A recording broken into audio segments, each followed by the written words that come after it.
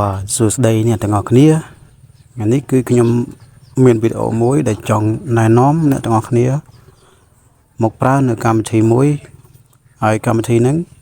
គឺជាកម្មវិធីដែលអាចឲ្យអ្នកទាញយកនៅ sound effect ដែល sound effect មួយហ្នឹងគឺបងប្អូនអាចយកសំឡេងសើចសំឡេងគ្រប់បែបយ៉ាងយកទៅធ្វើទៅជាវីដេអូប្លុកឬមួយក៏ជាវីដេអូបែបកំ pl ែងហើយសំឡេងមួយហ្នឹងគឺយើងទាញមកដោយគ្មានការជាប់ copyright ទេបងប្អូនដោយសារlink របស់គេគឺគេមិនដាក់ copyright ឲ្យយើងធ្វើវីដេអូទៅជាប់ទេគឺហើយក៏មានការ download free ផងដែរ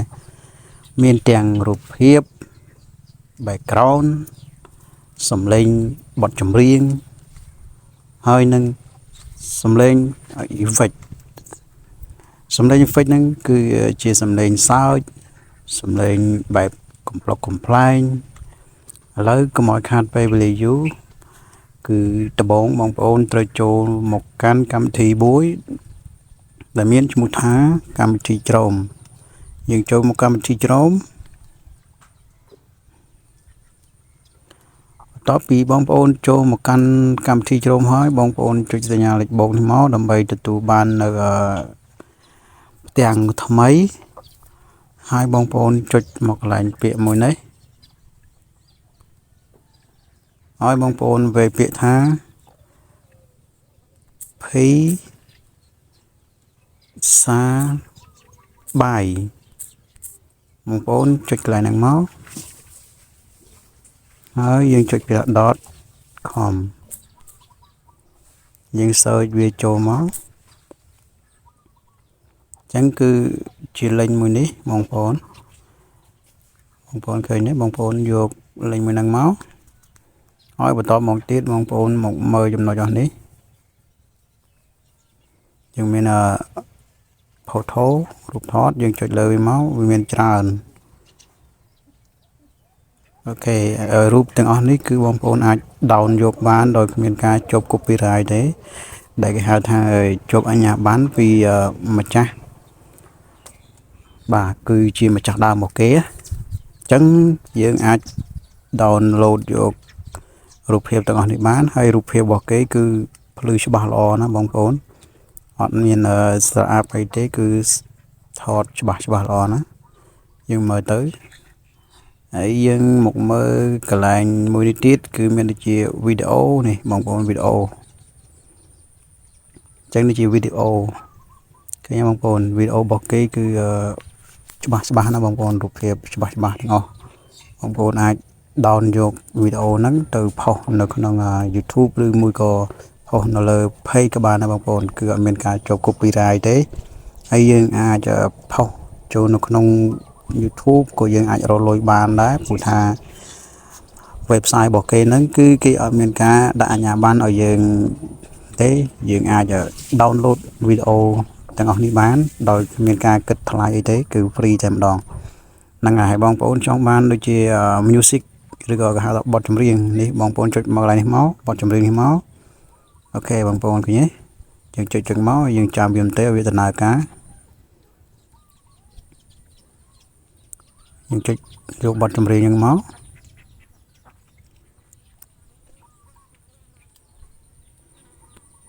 ចាំផ្លែបងប្អូនវាមិនតាន់ចេញកន្លែងនេះគឺជា sound effect នេះកន្លែងនេះគឺជា sound effect ចឹងបងប្អូនចុចថតទៅមក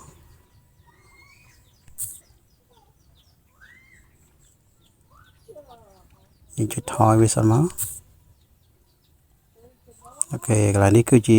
កន្លែងនេះខ្ញុំចុចមិញកន្លែងនេះកន្លែងនេះគឺខ្ញុំចុចយកមកពាក្យថា music នេះមកនេះ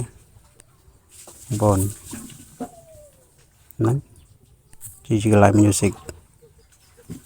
ចឹងកន្លែង music នេះគឺបងប្អូនអាចយក play music ហ្នឹងយកទៅដាក់នៅវីដេអូ blog របស់យើងឬក៏វីដេអូអ្វីមួយដែលបងប្អូនស្រឡាញ់ឬក៏ចង់ផុសទៅដាក់នៅ YouTube ឬក៏ page អីបងប្អូនអាចយកសំឡេងមួយហ្នឹងទៅ ដាក់ជាមួយនឹងវីដេអូរបស់យើងទៅគឺអត់មានការជាប់ copyright ទេបើសិនជាបងប្អូនយកភ្លេងពី YouTube ចឹងបងប្អូនអាចជាប់អាជ្ញាប័ណ្ណពីម្ចាស់ដើមមកគេហើយយើងសាកចុចវាមកចឹងនេះគឺជាសំឡេងដើមបទចម្រៀងរបស់យើងយើងចង់បានសំឡេងនេះយើងចុចផ្សេងមួយនឹងបងប្អូន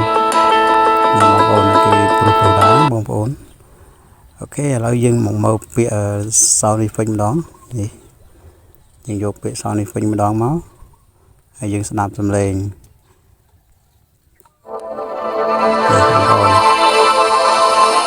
sound effect អញ្ចឹង sound effect របស់បងប្អូនចង់បាន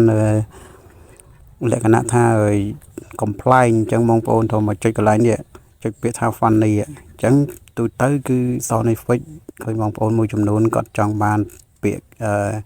សំឡេងបែប complain អញ្ចឹងបងប្អូនចុចលើ complain ហ្នឹងមកអញ្ចឹងវានឹងចេញពាក្យ complain ហ្នឹងកន្លែងសំឡេង complain ឲ្យអញ្ចឹងបងប្អូនចុចតា complain មើលនេះកន្លែងហ្នឹងបងប្អូនឃើញទេមាននេះស្តាក់ complain អញ្ចឹងណាអូខេនេះទៅ sound effect បែប complain នេះអញ្ចឹងយើងអត់ចង់បានបែប complain យើងទៅរកពាក្យផ្សេងទៀតអញ្ចឹងយើងថយវាសិនមកនេះកន្លែងនេះថយវាគេថាអានេះសំឡេងផ្សេងទៀតអានេះសំឡេងសត្វយំសត្វស្លាប់ហ្នឹងណាពេលកន្លែងនេះគេថាជាសំឡេងកំភ្លើងបងប្អូនចុចកំភ្លើងកន្លែងបាញ់កន្លែងនេះសំឡេងបែបធម្មជាតិនេះកន្លែងនេះ natural ហើយកន្លែងមួយនេះគឺ horror នេះជាសំឡេងរាត្រីរន្ធត់បងប្អូនធ្វើជាវីដេអូរន្ធត់អីបងប្អូនអាចយកសំឡេងហ្នឹងបានហើយមានច្រើនទៀតបងប្អូនគឺច្រើនណាស់អានេះកន្លែង intro កន្លែងនេះគឺសម្រាប់យើងធ្វើបែបលក្ខណៈក្បាលនៃវីដេអូរបស់យើងចេញជា logo ឥឡូវខ្ញុំសាកយកកំភ្លើងមួយមកកន្លែងកំភ្លើងនេះសំឡេងកំភ្លើងអូខេហ្នឹងគេថាស៊ូតកាន់ទុតធីងស៊ីងអញ្ចឹងបានន័យថាបាញ់ក្របកំភ្លើងនឹងអ្វីម្យ៉ាងរឿងអីផ្សេងអញ្ចឹងណាឥឡូវយើងចុចមើលឃើញទេបងប្អូននេះគឺក្របកំភ្លើងអាហ្នឹងទឹកក្របកំភ្លើងនេះកន្លែងនេះក៏កំភ្លើងនេះ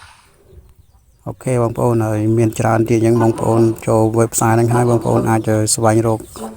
អីផ្សេងដែលបងប្អូនត្រូវការបងប្អូនអូខេឥឡូវហើយកន្លែងនេះគឺបើសិនជាបងប្អូនចង់គេថាចង់បានសំឡេងមួយហ្នឹងបងប្អូនអាចចុចពាក្យថា download កន្លែងនេះបងប្អូននេះហើយ download ហើយនេះជានីតិរបស់គេដែលថា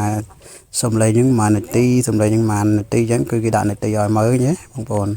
ហើយបងប្អូនអាច download វាមកនេះកន្លែងគេឲ្យយើង download គឺ free អត់មានការកាត់ថ្លៃទេហ្នឹងហើយបងប្អូននេះជាវីដេអូមួយដែលចង់រៀនបងប្អូនឲ្យចេះយកសំឡេង effect ឬក៏ background អីចឹងណា background រូបភាពវីដេអូដែលមិនជាប់អាជ្ញាប័ណ្ណពីម្ចាស់ដើមអញ្ចឹងបងប្អូនអាចយកទៅផុសនៅក្នុង page ឬក៏ YouTube អីដើម្បីរកលុយអញ្ចឹងណាគឺអត់មានការជាប់ copyright ឬក៏អាជ្ញាប័ណ្ណពីម្ចាស់ដើមទេបងប្អូនអាចផុសដោយសេរីនិងអាចរកលុយបានពី YouTube ឬក៏ Facebook បានមកអរគុណច្រើនសម្រាប់ការទស្សនាវីដេអូមួយនេះអរគុណបាយបាយជម្រាបលា